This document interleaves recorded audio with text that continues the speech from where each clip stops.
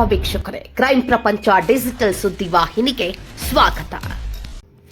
S ವೀಕ್ಷಕರೇ, ಬೆಂಗಳೂರು ಗ್ರಾಮಾಂತರ ಜಿಲ್ಲೆಯ ಆನೇಕಲ್ ತಾಲೂಕಿನಲ್ಲಿ ರಿಯಲ್ ಎಸ್ಟೇಟ್ ಏಜೆಂಟ್ ಅಪಹರಣ ಪ್ರಕರಣ ಭೀಕರ ತಿರುವು ಪಡೆದಿದೆ.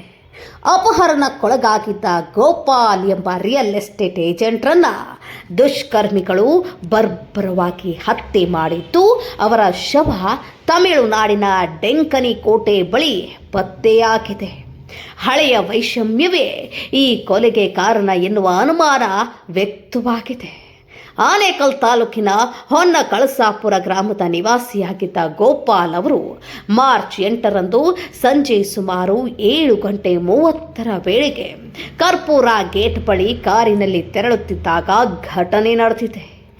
ಗೋಪಾಲ್ ಕಾರಿಗೆ ಮತ್ತೊಂದು ಕಾರು ಅಪಘಾತವಾದಂತೆ ಡಿಕ್ಕಿ ಹೊಡೆದ ದುಷ್ಕರ್ಮಿಗಳು ಅವರು ಕಾರಿನಿಂದ ಇಳಿದ ಕೂಡಲೇ ಮುಖಕ್ಕೆ ಪೆಪ್ಪರ್ ಸ್ಪ್ರೇ ಹೊಡೆದು ಕಾರಿನಲ್ಲಿ ಕೂರಿಸಿಕೊಂಡು ಅಪಹರಿಸಿಕೊಂಡು ಹೋಗಿದ್ದಾರೆ. ಈ ವೇಳೆ ಗೋಪಾಲ್ ಜೊತೆಗಿದ್ದ ಸ್ನೇಹಿತ ಸತೀಶ್ ಮೇಲೂ ಪೆಪ್ಪರ್ ಸ್ಪ್ರೇ ಬಳಸಿ ಆರೋಪಿಗಳು ಸ್ಥಳದಿಂದ ಪರಾರಿಯಾಗಿದ್ರು.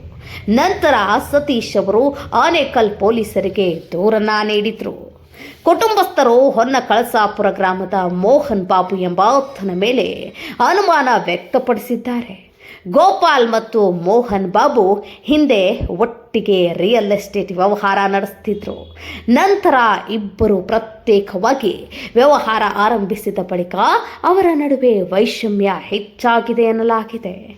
ಇದಲ್ಲದೆ ಸುಮಾರು 2 ವರ್ಷಗಳ ಹಿಂದೆಯೂ ಗೋಪಾಲ್ ಅವರನ್ನು ಅಪಹರಿಸಿ ಹಲ್ಲೆ ಮಾಡಿದ ಘಟನೆ ನಡೆದಿತ್ತು ಎಂಬ ಮಾಹಿತಿ ಹೊರಬಂದಿದೆ. ಇದೀಗ ಅಪಹರಣಗೊಂಡಿದ್ದ ಗೋಪಾಲ್ ಅವರನ್ನು ತಮಿಳುನಾಡಿಗೆ ಕರೆದೊಯ್ದು ಬರ್ಬರವಾಗಿ ಹತ್ಯೆ ಮಾಡಲಾಗಿದೆ ಎಂದು ಶಂಕಿಸಲಾಗಿದೆ. ಅವರ ಶವ ತಮಿಳುನಾಡಿನ ಡೆಂಕನಿ ಕೋಟೆ ಬಳಿ ಪತ್ತೆಯಾಗಿದೆ.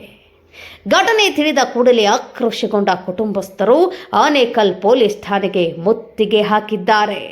ಜೊತೆಗೆ ಆರೋಪಿ ಎಂದು ಶಂಕಿಸಿರುವ ಮೋಹನ್ ಬಾಬು ಮನೆ ಮೇಲೂ ಕಲ್ಲು ತೂರಾಟ ಕೂಡ ನಡೆದಿದೆ.